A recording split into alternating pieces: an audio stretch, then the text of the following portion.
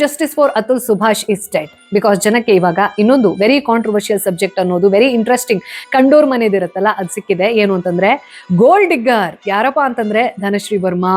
ಯಾಕೆ ಚಹಲ್ ಅವರಿಗೆ ಅವರು ಡಿವೋರ್ಸ್ ಕೊಟ್ಟರು ಅಂತ ಏನು ವೈರಲ್ ಸುದ್ದಿ ಆಗಿದೆ, ಅದನ್ನ ನಂಬ್ಕೊಂಡು.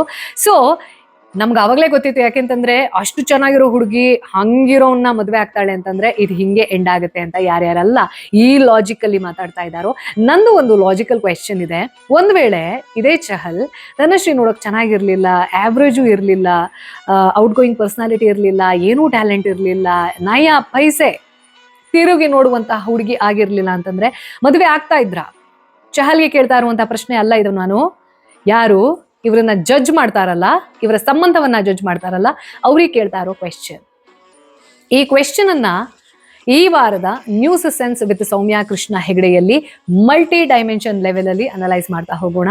ಸೊ 2025ಕ್ಕೆ ಹೊಸ ಟೈಮಿಂಗ್ ಅನ್ನೋದ್ರ ಮೂಲಕ so news sense with Soumya Krishna Hegde is available to watch on YouTube every Sunday 9:30 AM sharp. ಅಂದ್ರೆ ನಾಳೆ ಮಿಸ್ ಮಾಡದೆ ನೋಡಿ.